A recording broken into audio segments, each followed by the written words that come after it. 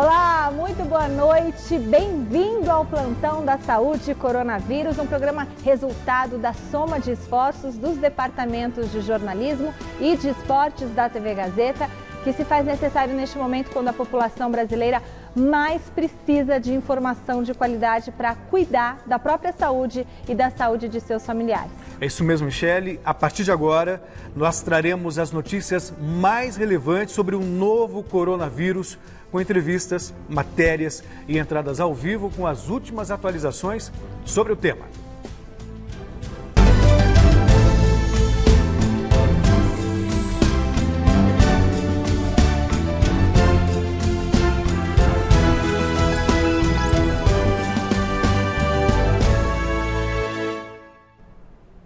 Vamos agora ao nosso telão da saúde ver como está a atualização dos casos do novo coronavírus no estado, na cidade de São Paulo e no Brasil. No total já são 621 casos, segundo o Ministério da Saúde, com 6 mortes, sendo 2 no Rio de Janeiro e 4 em São Paulo. O estado de São Paulo lidera o número de casos confirmados da doença, como mostra aqui no telão. São 286. A maioria se concentra na capital com 259, Michele. Bom, mais cedo, o Hospital Santa Maggiore confirmou a 5ª morte por causa do novo coronavírus. Este último óbito não estaria na contagem do Ministério da Saúde, mas também consta nos registros da Secretaria Estadual de Saúde. Bom, agora vamos falar de transporte público. No início da semana, os ônibus com saídas programadas do terminal rodoviário Tietê, na zona norte de São Paulo, com destino ao Rio de Janeiro, todas as saídas foram canceladas. A medida atende a um decreto publicado pelo governo do estado do Rio, que visa conter a propagação do novo coronavírus. E o repórter Alexandre Silvestre fala ao vivo do terminal rodoviário Tietê e tem mais informações. Boa noite, Silvestre. Como está a movimentação por aí? Fala pessoal, boa noite a todos nessa programação especial, valorizando a saúde da população de São Paulo, do povo brasileiro, jornalismo esportivo. O esporte é jornalismo também, né? Diz, você é do esporte ou do jornalismo? Eu sou jornalista esportivo, mas faço também jornalismo geral. A rodoviária Tietê é a maior do país. 100 mil pessoas aproximadamente circulam por esses corredores, por esses saguões, diariamente. Mais de 300 e tantos destinos são alcançados, 60 e tantas companhias de ônibus. E uma quinta-feira de movimento fraco, movimento bem aquém daquele de uma quinta-feira tradicional. Claro que o dia do pico aqui na rodoviária Tietê, como em tantas rodoviárias, é a sexta-feira, mas está realmente muito aquém. A informação oficial não há um balanço de número, de redução de passageiros. A empresa que administra as rodoviárias da cidade de São Paulo não passa esse balanço, mas diz que o consumidor deve procurar as companhias de ônibus. Então, por exemplo, essa aqui, ó, Santa Cruz, está operando normalmente com os funcionários, trabalhando nos seus plantões normais. São ônibus que vão para o interior de São Paulo, Campinas, sul de Minas. Os ônibus estão partindo daqui normalmente. Tem uma senhora aqui que eu vou ver se ela conversa comigo. Vamos ver. Estou circulando por aqui, pedindo licença. Tudo bem, querida? Uma boa noite. Seu nome? Odália. Odália? Sim. A senhora é idosa? Sim, 70 anos. Está de máscara por uma proteção, obviamente, que a senhora... Porque vai viajar. Sim. Não está com nenhum probleminha ainda? Não. Tomara que não o adquira. Não. E dá medo viajar? Você sabe que eu acredito muito naquele lá em cima, sabe? No nosso Pai Eterno, né? Então eu acho que a gente tem que prevenir, sim, lógico. A senhora não usa máscara toda hora, é só por conta da viagem ou sempre que sai de casa? Por conta da viagem. Tá. Em casa... Vai pra onde? Eu vou pra Itapiratiba. E por quê? O motivo da viagem? Não dava pra adiar, ficar em casa tranquilona ou a senhora mora lá? Não, eu trabalho aqui em São Paulo e tô indo de folga. Não muda a rotina, então só se protege um pouco mais, né? Sim. Vá com Deus. Amém. Muito obrigado. Então tá bom. Então, no caso dessa companhia Santa Cruz, está funcionando normalmente. Agora, ali, ó, por exemplo, Expresso do Sul, Expresso Brasileiro, como vocês disseram aí na chamada. Rio de Janeiro está fechado para os ônibus que vêm de fora. Rio de Janeiro e Paraná, por enquanto, são as os estados que estão com fronteiras lacradas para ônibus de fora, digamos assim. Pelo menos é o que eu apurei hoje à tarde. Essa moça aqui, por exemplo, fazendo o que aqui se não pode levar ônibus para o Rio de Janeiro, não pode levar passageiro? A senhora não pode falar? Pode emprestar um pouquinho do álcool gel para mim? Muito obrigado. Fica aqui no guichê, não precisa, só faz assim, certo ou errado, para dar orientação e nada mais. Nenhuma passagem sendo vendida. Ok. Trabalhos aqui nessa companhia lacrados por conta do destino, que é o Rio de Janeiro. Tudo bem? Você pode falar comigo um minutinho? Posso. Qual o seu nome? Camila. Camila, qual a sua função aqui em virtude desse cancelamento das viagens para o Rio de Janeiro, de São Paulo para o Rio? Hoje a gente está cancelando passagens ou deixando as passagens em aberto. Sei. Para que ou devolvendo dinheiro ou deixando em aberto para a gente poder usar futuramente. Tá bom. Muito obrigado, bom serviço para você, tá bom? Então, no caso dessas companhias que tem as rotas São Paulo, Rio de Janeiro, o pessoal está aqui atendendo ao público, orientando. E agora estão ouvindo no alto-falante do terminal um recado a respeito de coronavírus. Não encostar nas coisas, usar máscara, o álcool gel, esse tipo de recomendação que todos nós já estamos cansados e devemos repetir a cada minuto, a cada segundo. Sobre o tema transportes, o governador do estado de São Paulo, João Dória, convocou uma entrevista hoje com seus pares no Palácio dos Bandeirantes e falou do tema em forma de apelo. Nós não podemos ter a interrupção de logística e circulação, nem de ônibus e nem limitação de acesso, seja para o aeroporto, seja portos ou estradas. Sei que a pressão é muito grande, seja da opinião pública, sejam de segmentos da sociedade civil, mas isto, quero repetir, não pode acontecer. Evidentemente, nós não respondemos aqui no plano federal, mas recomendamos que também a Infraero,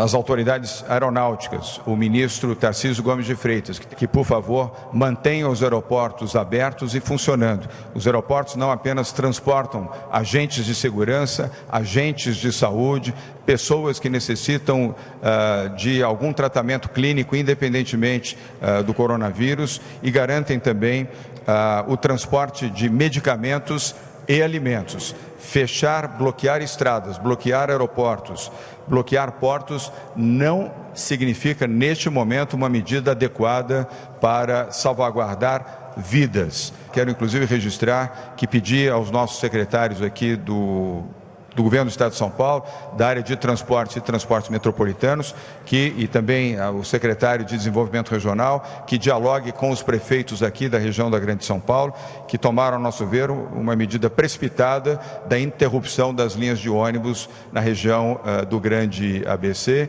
e outras áreas. Não é uma medida adequada. Interromper, cessar o transporte público vai impedir pessoas que trabalham em hospitais, pronto-socorro, supermercados, farmácias, de chegarem até o seu destino de trabalho. Não é razoável imaginar que essas pessoas, além de todo o sacrifício que estão fazendo, ainda tenham que utilizar os seus recursos pessoais para o pagamento de aplicativos ou táxis. O serviço deve funcionar de forma regulada, de forma higienizada, de forma orientada.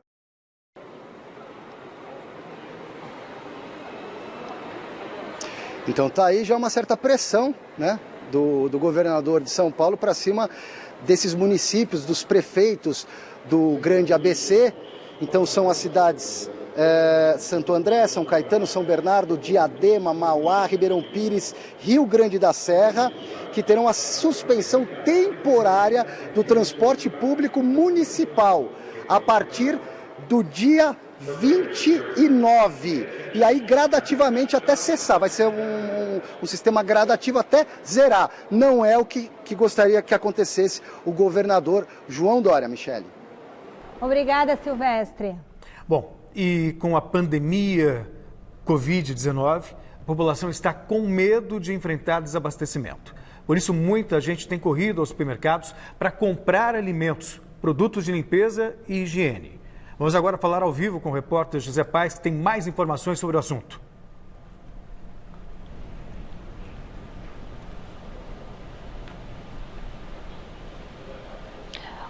Oi, Celso, um abraço para você, boa noite para todo mundo que está acompanhando o nosso plantão da saúde e coronavírus. Nós estamos aqui com um convidado muito ilustre, o doutor Luiz Augusto Ildefonso, diretor de Relações Institucionais da Alshop. A Alshop, que é a Associação Brasileira de Lojistas de Shopping. Doutor Luiz, obrigado pela sua presença aqui no nosso programa hoje.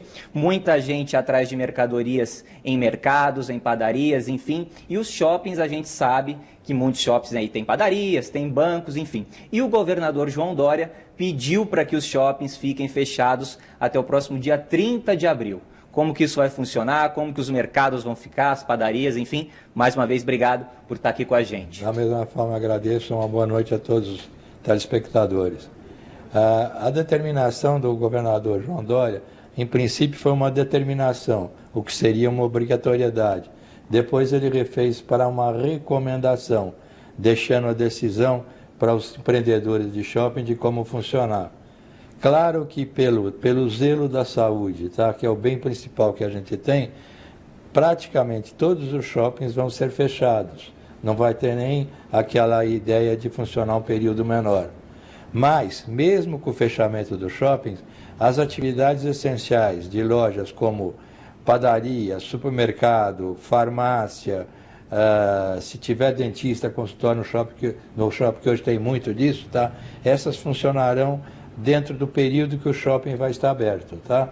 Então, não vai atrapalhar naquilo que a gente chama de atividades essenciais. Agora, os shoppings vão ficar fechados por um tempo muito grande. Os senhores conversam aí para ter algum tipo de isenção de imposto por parte do governo com os shoppings? Olha, na esfera federal, nós já conseguimos, do governo federal, como eu digo, a postergação do fundo de garantia. Por exemplo, o que você vende, a força de trabalho de março, ela vai ser recolhida no fundo de garantia em abril. Isso foi postergado para mais 6 meses. Então, o março vai ser recolhido em setembro, o abril em outubro, assim sucessivamente. Então, houve para dar uma folgada para o empresário lojista, que vai ter a sua receita praticamente a zero, tá? Da mesma forma, o Simples Nacional, que muitas empresas de varejo estão dentro dele, ele foi postergado também para 180 dias. Então, aquele imposto que você pagaria referente a março e abril, da mesma forma, será pago daqui a 6 meses, em julho, tá? Além disso, há a disponibilização de algumas linhas de crédito em taxas subsidiadas e em prazos mais alongados.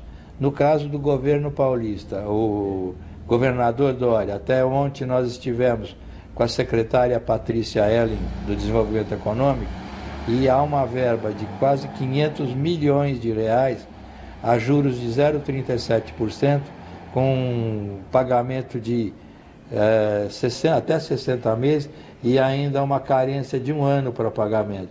Então, existem algumas fórmulas, algumas ferramentas que podem ajudar o lojista. É isso que a gente conseguiu em termos de linhas de crédito, tá? Só para ficar bem claro para o nosso público, os shoppings então vão atender a recomendação do governador Dória, vão ficar fechados a partir da próxima segunda-feira, dia 23, até dia 30 de abril, é isso? Isso vai acontecer. Eu acho que não é nem questão de uma obediência a um superior. Eu acho que está muito visto, muito notado por nós, que a saúde é fundamental para qualquer cidadão, não precisa dizer isso daí. Mas o brasileiro está dentro de uma conduta exemplar. Está todo mundo ficando em casa, ou por medo, ou para não irradiar, mas enfim. Isto faz com que o fluxo de pessoas seja praticamente nulo. Então não adianta um shopping abrir, porque não vai trazer a pessoa para dentro do shopping pelo receio que ela tem de pegar o vírus ou de passar, caso tenha, para um segundo, tá? Então os shoppings aderiram a isso. O próprio lojista, no princípio, achou uma coisa descomunal, difícil, mas hoje, já conversando com vários, eles entendem que a saúde é o bem principal. O dinheiro é importante, mas nessa hora está em segundo lugar, tá? E os shoppings ainda, só mais uma coisa que eu não falei, nós tivemos uma reunião na Abrasce, que é a Associação Brasileira de Shopping Center do Brasil, juntamente com as principais administradoras de shopping. E ali ficou sugerido pela Alshop, em defesa de seus lojistas, que haja a isenção do aluguel mínimo e passe a valer o aluguel percentual. Significa que, se eu vender, eu pago uma porcentagem sobre o que eu vendi. Se eu não vender, como vai acontecer durante 30 dias, eu não tenho que pagar aluguel. Segundo, o fundo de promoção, que é uma verba que os shoppings têm para campanhas publicitárias, dar prêmio, incentivar vendas, isso, com todo o povo dentro de casa, não adianta ter fundo de promoção. Então, nós estamos pedindo a supressão do pagamento de fundo de promoção. É outra solicitação que fizemos, que os shoppings vão nos responder ao curso da semana que vem.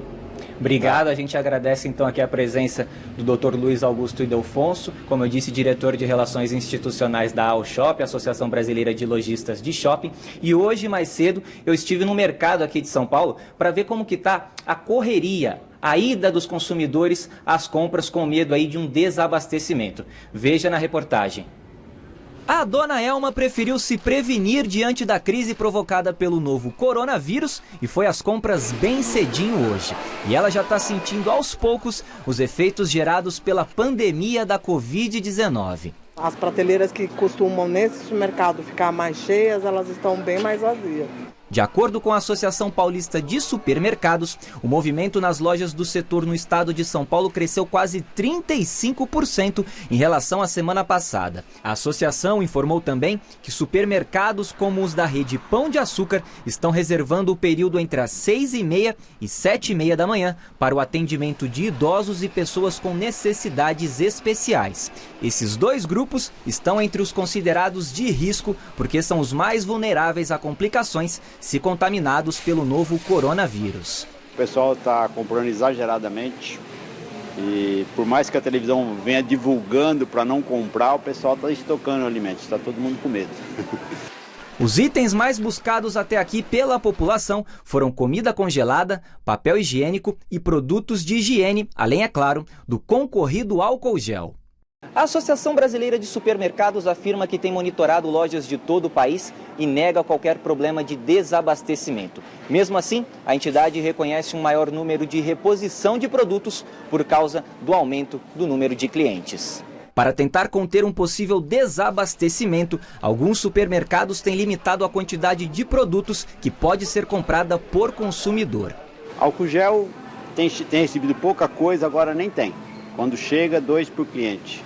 A ideia do setor agora é apostar nos serviços de entrega em domicílio, justamente para evitar aglomerações. O problema é que, com a alta demanda, os prazos de entrega devem ser maiores. O desafio, no momento, será manter esses prazos, mesmo com o aumento do número de pedidos. Um monte de gente levando de tudo muitas vezes. Eu comprei arroz, comprei muito mais arroz, muito mais feijão. Não sei por que todo mundo compra papel higiênico, mas também comprei muito papel higiênico. Enfim, a gente fica com medo de um desabastecimento. Nos Estados Unidos, minha cunhada está apavorada, viu? Bom, aqui no Plantão da Saúde teremos todos os dias entrevistas sobre o tema, claro, o novo coronavírus, para discutir e tirar as dúvidas de você que está em casa. De você e da gente também, viu? Nós recebemos agora na bancada do nosso plantão o médico infectologista Dr. Renato Kfouri, que também é presidente do Departamento de Imunizações da Sociedade Brasileira de Pediatria. É um grande prazer tê-lo aqui. Doutor, boa noite. São muitas as dúvidas sobre essa doença. Nós vimos agora nessa matéria sobre os supermercados, né, que estão lotados, quando a recomendação é justamente evitar aglomerações. Doutor, o que se pode fazer para diminuir o risco de contaminação nessa situação? Boa noite, obrigado pelo convite, uma honra fazer parte aqui do primeiro programa. Celso e Michele, um prazer estar aqui, uma boa noite aos seus telespectadores também. Essas medidas que a gente está vivenciando, acho que é algo realmente sem precedentes no país, eu acho que talvez até no mundo, nessa nova era, traz algumas dificuldades que nós precisamos nos adaptar, sem dúvida, né? Então, acho que esse tipo de isolamento social que está propondo o Ministério da Saúde, ao meu ver, de maneira correta nesse momento, traz um inconveniente muito gigante a todos nós, né? Nós convivemos aí com isolamento de famílias, fechamento de escolas, fechamento de comércio, transporte, viagens, gente com férias, com casamento marcado, com festa de aniversário pagas.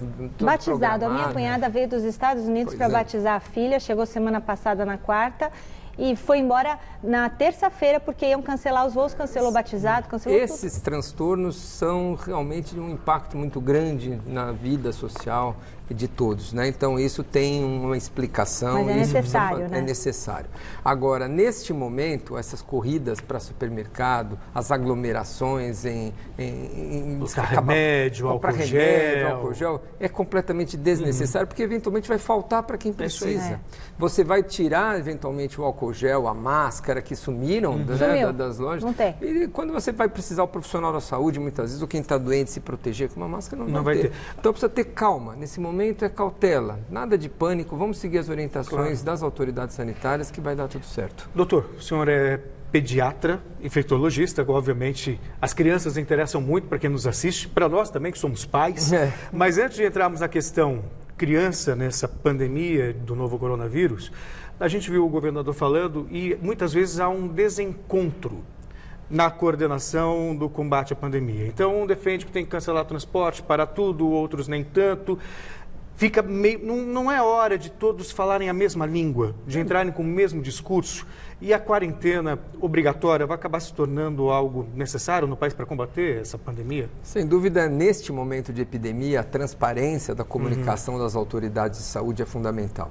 A gente sabe que quanto mais informações corretas, menos dúvidas restarem para a população, maior adesão aos procedimentos, às condutas e às propostas sugeridas pelas autoridades. Então, claro, como disse, nós estamos aprendendo, é uma situação nova e o governo federal, ao meu ver, até agora tem sido impecável na sua administração da crise, no reconhecimento da chegada, no diagnóstico dos primeiros casos, na previsão do que iria acontecer, tudo isso discutido com as sociedades médicas, chamando os pares para discutir e resolver a melhor forma de lidar com isso. Então, o Brasil está se adiantando a países como Itália, Espanha, está sendo mais precavido. Perfeito, exatamente isso que a gente tem assistido. Agora, nós temos os estados e municípios com autonomia para gerir os seus recursos do SUS, né? Nós vivemos num país onde o Sistema Único de Saúde ele é descentralizado, então as iniciativas do Ministério da Saúde globais ou macro devem ser seguidas, mas no município cada um tem que adaptar a sua necessidade, o número de postos, quem vai atender, os horários que vão funcionar, isso é gerido pela gestão municipal e estadual, como você citou, do transporte, outras coisas que podem eventualmente causar algum conflito. Mas isso não é bom, realmente, para a população, qualquer desalinhamento no discurso não é bom. Doutor, a OMS fez um discurso essa semana, acho que no início da semana. Foi, segunda-feira. Segunda-feira, e a secretária disse que haviam crianças e jovens entre os mortos. E agora muito se fala que pessoas com 40 anos também estão em situações realmente graves, né? E estava todo mundo pensando que isso ia atingir mais os idosos. E é realmente verdade que atinge mais vagarosamente as crianças ou de uma forma um pouco mais leve? Olha, Michele, isso realmente foi um pronunciamento, ao meu ver, infeliz da Organização Mundial da Saúde, porque a gente está falando de transparência. Você dizer que as crianças podem ser afetadas e não dá números, não dá o país, não dá onde ela está acontecendo, qual é a porcentagem, realmente isso é um desserviço, eu acho, à informação. Eu acho que essa informação precisa ser rapidamente corrigida. De qualquer maneira, o que a gente tem visto agora, com o acúmulo de casos, que a gente já tem mais de 100 mil casos confirmados, a gente vê que as crianças estão sendo poupadas nessa epidemia. Amém. Poupadas, essa é a palavra. Não temos casos graves, não temos registros oficiais de óbitos em crianças, não temos raríssimas hospitalizações. Então, as crianças menores de 10 anos, isso fica um recado aí para todo mundo que está nos ouvindo, são as poupadas das formas graves. Isso não quer dizer que elas não vão se infectar. Elas estão em contato com todo mundo que está circulando com o vírus, mas elas vão ter formas leves da doença. Essas crianças que estão adoecendo, elas vão ter um resfriado comum, vão ter uma tosse, como tantos outros resfriados. Você que é mãe, Michele, sabe, mãe de 3, né? Então, sabe que quantos resfriados seus filhos já tiveram? Vai ser mais um. E agora, por exemplo, na minha casa, só para resumir aqui, eu tenho um que está com febre, dor de cabeça, reclama um pouco de dor de garganta, estamos em isolamento. Então, com certeza, os outros dois vão pegar e vamos dando Novalgina, Tilenol e não vamos saber se foi o coronavírus não vamos saber, que circulou na sua certo? casa. Exatamente, não vamos saber se foi o coronavírus que circulou na sua casa, ou foi o rinovírus, ou o vírus influenza, o vírus resfriado, porque estão todos bem. Tá. Não justifica ir a atendimento de saúde de crianças que estão bem, como no seu caso. Só vamos para o hospital, então, se faltar ar. Sinais e como que eu vou saber? Isso, essa é a questão mesmo. A pergunta é, quando ir a um hospital? Qual é o momento de sair de casa e se deslocar para um atendimento? Perfeito, Celso, porque a gente tem que levar em conta que os hospitais estão cheios. Estão cheios de pessoas doentes. Então, expor sua criança... mais variadas doenças. De todas as doenças possíveis. Expor a sua criança com resfriado comum, ou você que está mesmo. bem, ou você mesmo que vai levar o seu filho a um pronto-socorro, deve ser se houver realmente uma necessidade, que nós chamamos sinais de alarme. Quais são esses sinais de alarme? Febre alta, acima de 39 graus. Febre prolongada, por mais de 2, 3 dias. Criança pequena que está gemente. Falta de ar, dificuldade respiratória, cansaço, aquela criança que está ofegante. Né? E adultos que são de grupos maiores vulneráveis. Então, idosos acima de 70, 80 anos, indivíduos que têm câncer, que têm AIDS, que são transplantados, que esse no primeiro sintoma de febre precisa procurar ajuda. Mas indivíduos saudáveis e as crianças saudáveis devem ficar em casa com repouso, com hidratação. E um dado fundamental que você passou muito rápido na sua fala, mas é importante, isolamento. Isolamento. Inclusive dos avós. Principalmente dos idosos. Principalmente dos idosos, porque é desproporcional a gravidade da doença na criança e no idoso. Se nós tivermos mortalidade aí nas crianças pequenas com menos de 0,5%, menos de 0,02%, é desprezível a mortalidade de crianças, adolescentes e crianças. 0 casos registrados. Em idosos, acima de 80, chega a 15% dos idosos falecem. Olha, a partir de agora, você que está em casa, você pode participar do nosso papo aqui com o Dr. Renato Kfouri, no nosso Plantão da Saúde, encaminhando as suas dúvidas sobre o novo coronavírus para os nosso convidado através do nosso WhatsApp. Você já sabe, o número 11 99 479 1633, 11 99 479 1633. Faz uma pergunta curtinha com o celular deitado e você também pode participar com a hashtag no Twitter, Plantão da Saúde. Combinado? Celso, perguntas para o doutor. Né? Plantão da Saúde, tudo junto. E faz a pergunta. Doutor, o senhor comentava da criança que dificilmente ela vai apresentar um sintoma Sintomas são muito leves. São leves, mas elas são transmissoras, né? Então, o senhor mesmo disse, os idosos têm que tomar um cuidado muito grande. E existe um temor muito grande de que o sistema de saúde não dê conta do atendimento, porque muitas pessoas tendem a ficar doentes ao mesmo tempo e faltariam leitos de UTI, porque você precisa justamente da ventilação mecânica.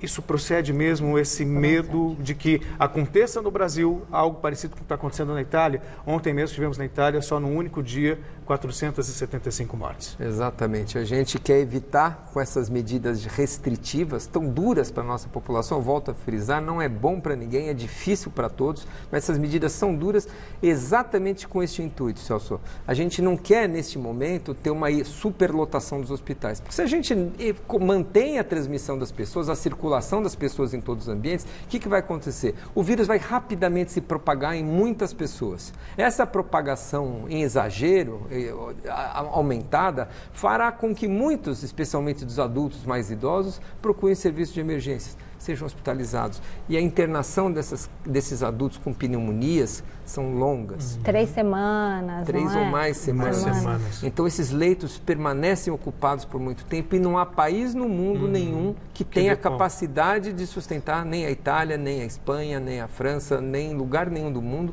tem a capacidade de suportar um aporte tão rápido de pessoas doentes. Então a ideia, só finalizando, a ideia... Não, você não vai embora não, doutor.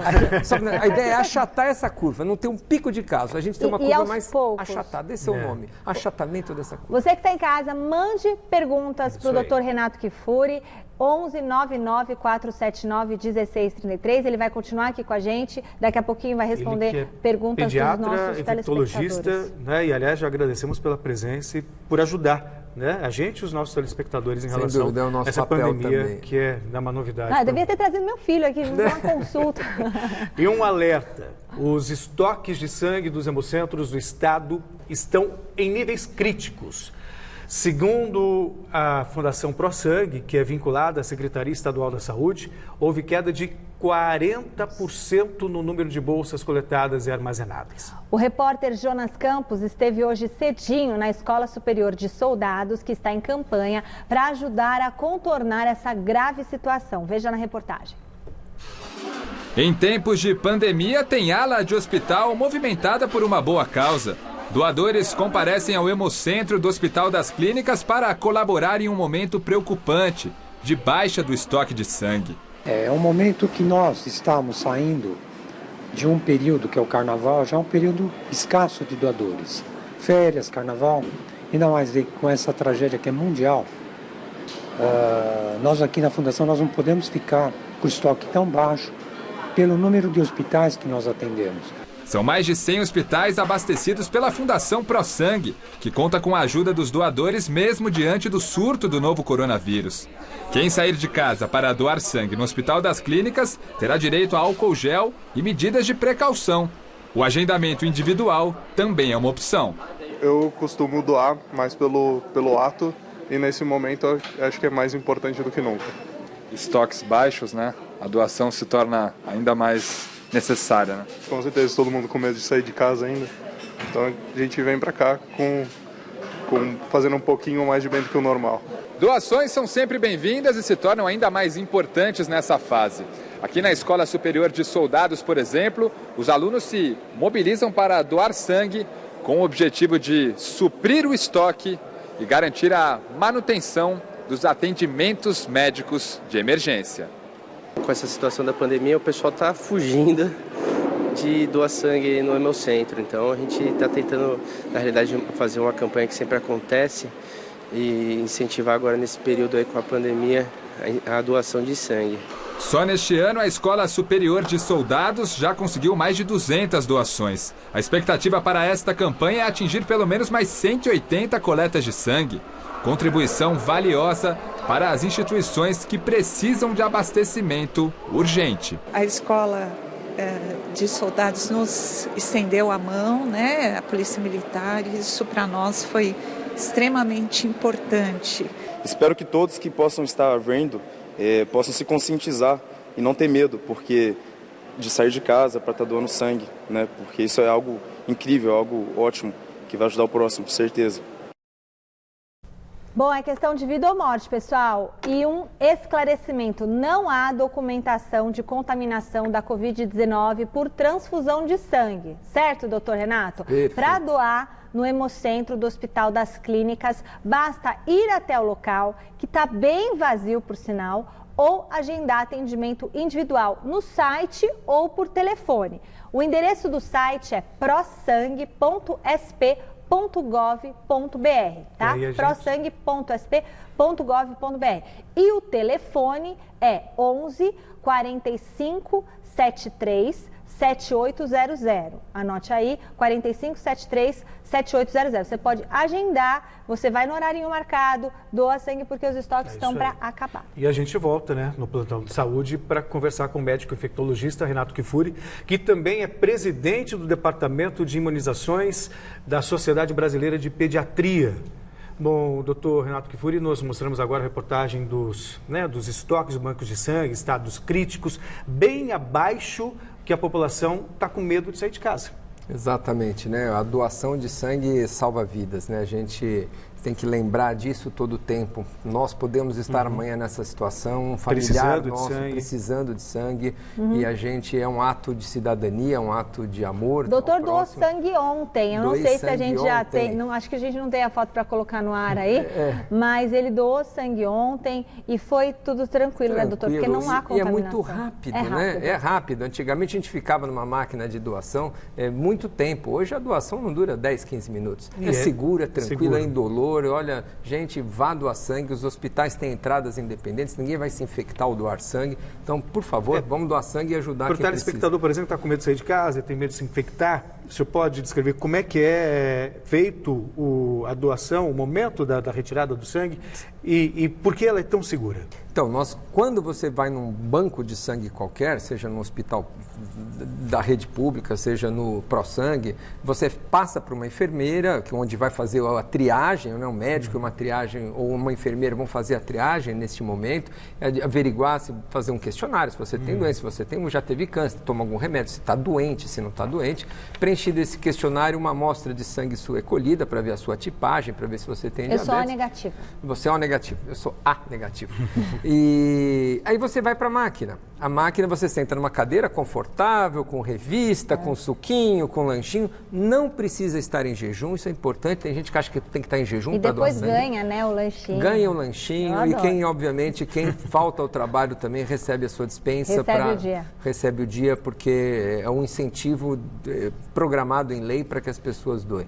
Indolor, não faz mal para ninguém, enche o nosso coração de alegria e a saúde dos outros. Olha, muita gente elogiando a nossa entrevista aqui com o Dr. Renato Kfouri, tem aqui a Débora mandando mensagem para a gente. Ela pergunta o seguinte: doutor, não é útil usar luvas para se proteger, por exemplo, quando está num transporte público ou quando está... Porque você usa a luva, mas depois você também pode se tocar com a luva. Então ter esse cuidado, não é? A luva e a mão é a mesma coisa. Na hora que você reveste sua mão com uma luva, né? Você acabou de tocar aqui na bancada no transporte público, ela está infectada igual estaria a sua mão. Eu passei álcool, fica tranquilo. Não, mas não tem problema. Nós vamos tocar superfícies a todo tempo que pode ter o vírus.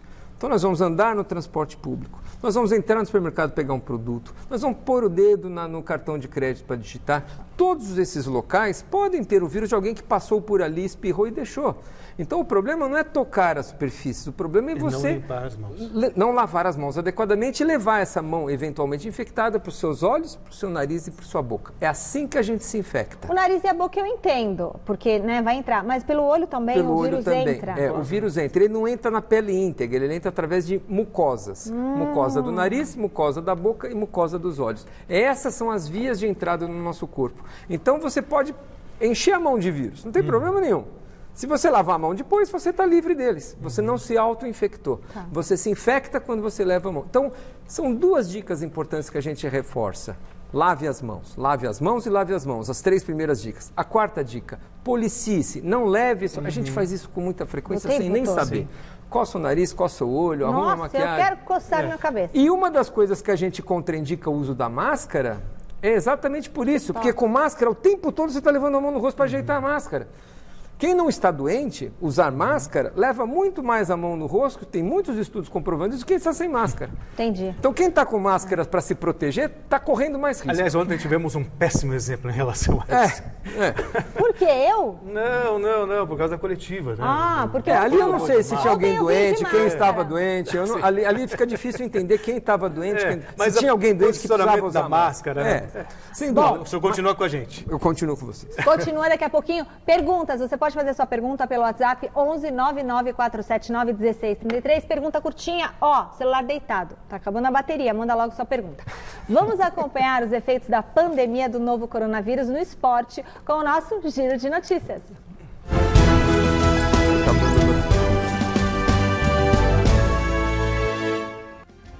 Seguem... Pode falar, Celso, é sua vez. Então seguem as alterações do calendário esportivo mundial. Muito bem, agora sou eu. A Fórmula 1 anunciou esta manhã o adiamento de mais 2 etapas do Mundial da categoria. Os grandes prêmios da Holanda e da Espanha serão remarcados. Já a tradicional prova de Mônaco será cancelada a pedido dos organizadores. O Príncipe de Mônaco está com um novo coronavírus. Agora são 7 as datas alteradas em decorrência do novo coronavírus. A previsão é de que a temporada seja iniciada só no dia 7 de junho, no Azerbaijão. E o novo teste para coronavírus realizado pelo treinador do Flamengo, Jorge Jesus, deu negativo. Depois de 2 resultados inconclusivos, isso é assunto para o doutor daqui a pouco, o técnico da equipe carioca passou por mais um exame que, felizmente, não constatou a Covid-19. Por que será inconclusivo? Daqui a pouco o doutor Renato Kfouri explica para a gente. De acordo com o site Meu Timão, o Corinthians colocou à disposição das autoridades de São Paulo todas as dependências do clube para as ações de combate à pandemia do novo coronavírus. A Arena de Itaquera, o Parque São Jorge e o CT Joaquim Grava poderiam, por exemplo, receber postos de atendimento médico caso surja a necessidade.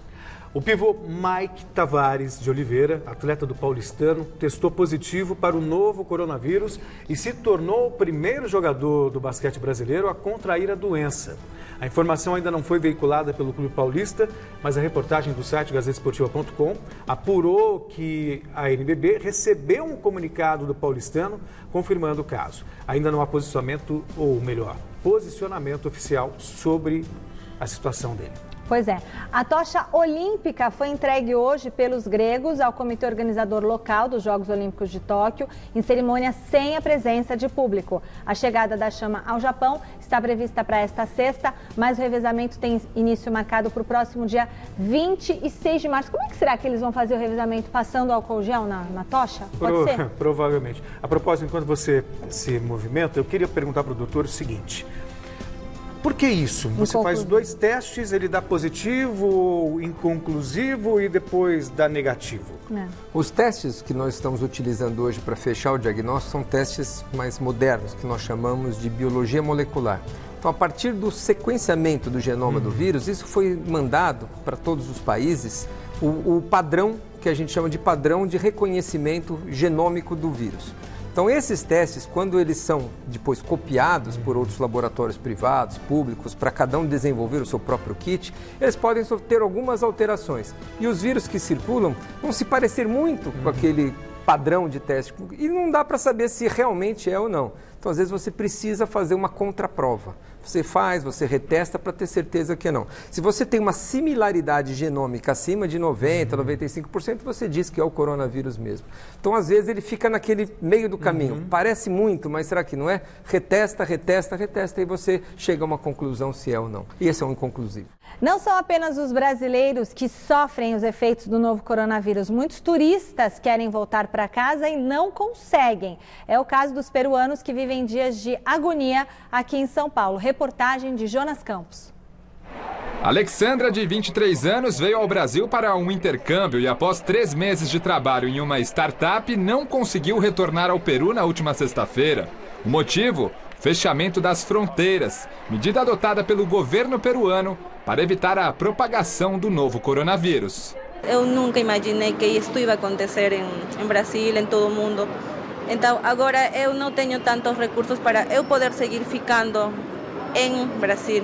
Maria José, por exemplo, veio ao Brasil para comemorar o aniversário de 30 anos e acabou surpreendida. Eu vim aqui por 7 dias só. Eu vim para fazer meu aniversário aqui, para comemorar. Como o governo fechou o aeroporto, eu comprei uma passagem para segunda. Só que a Latam fechou o voo também, cancelou o voo. A falta de recursos é um dos problemas enfrentados pelos peruanos que não conseguiram retornar ao país de origem. Tinha o pessoal que veio aqui só por uma conexão e cancelaram o voo. Então, o pessoal não tinha como ficar aqui, não tinha dinheiro, não tinha hospedagem, não tinha nada. Enquanto o problema não é solucionado, muitos peruanos que estão em São Paulo buscam diariamente mais informações aqui no Consulado do Peru, na Avenida Paulista. Até o momento, nenhuma resposta ou previsão de quando eles poderão voltar para casa. Uma intranquilidade, uma desesperação. Eu espero que de verdade eu possa voltar ao Peru. Eu quisiera estar em casa já. E eu imagino que todas as demais pessoas também. Tá difícil. Eu não quero chorar, mas para falar a verdade, meu pai, ele é idoso, ele tem 73 anos, ele está lá sozinho. A minha mãe está presa na Alemanha, porque não conseguiu voltar também não. Meu irmão é médico, ela está numa outra cidade lá no Peru, meu pai precisa de mim. E eu do meu pai, claro, né? O Plantão da Saúde apurou que o consulado oferece aos peruanos opções baratas de estadia em São Paulo, mas ainda não apresentou medidas eficazes em conjunto com o governo do Peru para ajudar essas pessoas a retornarem ao país de origem. Representantes do consulado não quiseram dar entrevistas. E segundo dados da Polícia Federal enviados ao Plantão da Saúde, o Brasil tem 26.556 peruanos residentes. Outros 6.558 estão no país temporariamente. Bom, a gente volta para a nossa bancada do nosso Plantão da Saúde com o médico infectologista Dr. Renato Kifuri, que também é presidente do Departamento de Imunizações da Sociedade Brasileira de Pediatria. Doutor, duas questões sobre o tratamento desse novo coronavírus, então se existe o que fazer. Pessoa está resfriada, está sentindo gripe, pode trabalhar ou é melhor ficar em casa? E qual é a sua pergunta? Não, deixa eu responder duas. Não vai se perder. Vai se perder com tantas perguntas. Em relação ao tratamento, nós não temos um tratamento específico para o vírus, um antiviral. Nós vamos tratar os sintomas. Tá. Então, criança que está bem, ou adulto, com febre, dor no corpo, mal-estar, vai tomar analgésico, descongestionante, usar uma vaporização, uma higienização da secreção, inalação, soro no nariz. De preferência de pirona.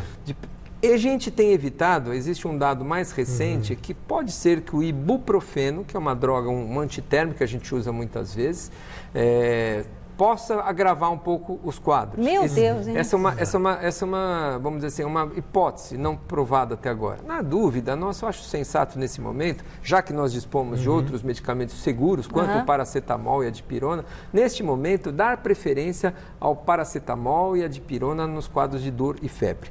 Sintomáticos.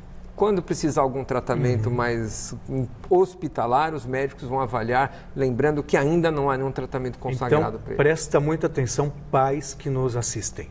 Se a criança ficar doente em casa... Pais e você mesmo, a própria pessoa que estiver doente. Por enquanto, não leve as crianças ao médico. Tratem em casa... Criança bem, resfriado, cuidem da febre. Também, baixem a febre, hidratem essas crianças, deixem de repouso. E você falou uma coisa importante, vou trabalhar se eu sou um adulto resfriado? Não. Nessa hora, quem está com sintoma de vírus respiratório, quem está com alguma síndrome gripal que nós chamamos, tosse, coriza, eu não vou pôr uma máscara e vou trabalhar, não vá trabalhar. Explique que está doente, está com resfriado, está com uma síndrome gripal, não vai ser testado nesse momento para o coronavírus, não há necessidade nos quadros leves de diagnosticar todos os resfriados se é ou não coronavírus, fique em casa. Se isole, cuidado com aqueles seus familiares, especialmente com os mais idosos. Obviamente, claro, todos sabem, não temos ainda vacina para o novo coronavírus. Mas o senhor recomenda que as crianças sejam vacinadas por causa de outros vírus, talvez até mais letais, né, doutor? Perfeito, Celso. Você tocou num aspecto muito importante, que é que nós estamos às portas da campanha de vacinação contra a gripe, que começa segunda-feira próxima. Então, nós vamos vacinar primeiro os profissionais da saúde, os idosos, depois as crianças e as gestantes, e assim sucessivamente os grupos vão sendo, à medida que as vacinas vão chegando nos postos de saúde. Lembrar que a vacina contra a influenza, a vacina da gripe, ela não protege contra o coronavírus. Que pena, tem gente que acha que vai tomar a vacina de gripe e vai ficar protegido do coronavírus. Não, mas ela é muito útil, mesmo nessa pandemia, por um outro aspecto. Você não tendo gripe, você vai menos vezes ao médico. Você sobrecarrega menos o sistema de saúde, menos emergências, menos consultas do seu pediatra, menos visitas a laboratórios para colher exames, menos raio-x você vai fazer, menos antibióticos vão ser usados, ou seja, você tira essa sobrecarga toda, tirando uma parte do problema que é o influenza. Então é hora de se vacinar. Quem está no grupo elegível para vacinação? Crianças menores de 6 anos de idade, adultos acima de 55 anos de idade, todos aqueles que têm uma doença crônica, diabetes, hipertensão, doença cardíaca, doença pulmonar crônica e aquelas gestantes ou que acabaram de dar luz nos últimos 45 dias, precisam ser vacinadas a partir da semana que vem. Então, não descuidem, vacine. A gripe, nós temos mais de 60 milhões de doses disponíveis, vai dar 1/3 da população vacinada contra a influenza. Isso é importantíssimo nesse momento. Mas tem que evitar aglomeração, né? Esse vai ser uma estratégia, o Ministério acabou de publicar hoje uma portaria, na verdade, um informe técnico de como os serviços de saúde devem se organizar em termos de diluir e evitar essas filas no centro de saúde. Tem pergunta do telespectador, hein? Pode colocar no ar. Brasil, boa noite a todos vocês aí da bancada. Quem já pegou coronavírus, é arriscado de pegar novamente? Meu nome é Newton de Souza Filho, eu sou de Santos. Ô Newton, excelente sua pergunta. Ainda nós não temos documentação de que alguém que é infectado se infectou novamente. Nós temos 3 meses de epidemia praticamente, né? É muito pouco provável que alguém que acabou de ter uma infecção, que se defendeu dela, se curou, cheio de anticorpos contra o vírus, adquira logo na sequência o mesmo vírus. Não tem aquela história de diminuir a capacidade pulmonar em 20%, 30%, quem acabou se curando da doença? Sim, ele fica por um período mais vulnerável pulmonarmente. pulmonar. Mas para este vírus em especial, o nível de anticorpos que ele produziu para se defender e para curar é tão grande que é potencialmente inviável ele ter de novo o mesmo vírus. Isso não acontece com nenhuma doença que a gente conheça. Nós estamos aprendendo ainda, mas não há documentação robusta de que quem já teve uma infecção vá ter, pelo menos num curto período de tempo. Doutor, que recomendação o senhor faz? Por exemplo, escolas estão sem aula, a mãe tem a possibilidade de ficar com o filho, mora com os pais, com os avós, portanto, da criança, mas o pai não pôde fazer home office, está trabalhando. E aí? A mãe, como fazer? Como cuidar se o pai está exposto e a família está...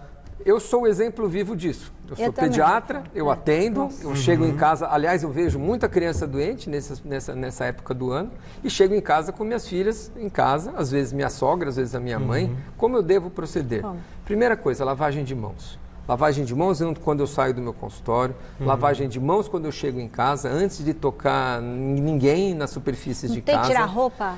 Eu uso avental, na verdade, o pediatra que é mais exposto a essas secreções, eu uso avental, então eu deixo esse avental no consultório, eu vou para minha casa com a roupa que eu estava. Obviamente, eu tenho o hábito lá em casa de tirar o sapato, mas isso não Mas não é por ali que vai ser transmitido o coronavírus. E você toma esses cuidados de higiene, lavagem de mãos. E se eu chegar em casa com ao mínimo sintoma respiratório, eu vou usar máscara dentro de casa e vou ficar a pelo menos 1 metro de distância dos meus familiares. Esse é um cuidado de quem está doente tem que estar. Então, dentro da sua casa, você está doente, você começou com algum sintoma respiratório, tossiu, espirrou, com um pouco de febre, põe uma máscara e faz isolamento na própria casa, fica no quarto. Mãe é difícil. Eu sei que é muito fácil a gente falar isso na minha realidade, na sua provavelmente, mas em domicílios no Brasil, onde moram muita gente num único cômodo, você falar para ficar longe parece uma coisa sem noção e fora da nossa realidade. Então a gente lembra que isso sempre que possível, dentro da sua casa tiver alguém doente, se for possível, isole, mantenha uma distância, use uma máscara. Essas máscaras estão disponíveis no centro de saúde para esses quadros, para que a gente possa evitar mais casos. São muito comuns essas epidemias domiciliares, em grupos fechados, dentro de navio, comitivas que viajam para o exterior, famílias, esses clusters, essas epidemias intradomiciliares, muitas vezes são os que sustentam a manutenção da circulação do vírus. Porque a questão mesmo são os idosos, né, que acabam convivendo nesse ambiente. Você de novo tocou no ponto crucial. Quem vai adoecer com gravidade são os idosos. É eles que precisam ser protegidos. Fique longe do seu filho, da sua esposa, guarde uma distância, mas dos seus avós, de preferência, não vá nem na casa. Tá certo, doutor. Perfeito. Olha, a gente volta agora para o nosso telão da saúde, ver como que está a atualização dos casos do novo coronavírus no estado, na cidade de São Paulo e no Brasil. O total é o mesmo, não mudou não, são 621 casos, 7 mortes, né? Sendo 2 no Rio de Janeiro e 5 em São Paulo. O estado de São Paulo lidera, como mostra aqui no telão. São 286 casos. Isso, e a maioria se concentra na capital, né? 259 casos. Está mantida a informação de mais cedo, quando o Hospital Santa Maggiore confirmou a 5ª morte por causa do novo coronavírus. Doutor, quer falar rapidinho alguma coisa para encerrar? Eu só queria chamar a atenção para quem acompanha esses números de casos que saem normalmente, que há sempre uma defasagem entre, por exemplo, no meu hospital, nos grupos de WhatsApp, circulou, já tem mais 10 casos. Pode ser que tem muitos ainda casos graves, hospitalizados, confirmados, até de óbitos, que ainda não saiu o resultado do exame. Os laboratórios estão muito cheios. Então, às vezes a gente está confirmando mortes que aconteceram há 5 dias atrás, há 6 dias atrás. Tem uma defasagem que é importante. Doutor, muito obrigado, viu? Foi fundamental a sua participação no programa de hoje, de estreia. O Plantão da Saúde de hoje fica por aqui. Um programa que é resultado da soma de esforços dos departamentos de jornalismo e de esportes da TV Gazeta para prestar serviço à população brasileira. Neste momento em que o país mais precisa de informação de qualidade para cuidar da nossa saúde, da saúde de nossos familiares, da sua saúde. A gente volta amanhã com mais entrevistas, entradas ao vivo, reportagens especiais. Um beijão. Até amanhã, boa noite.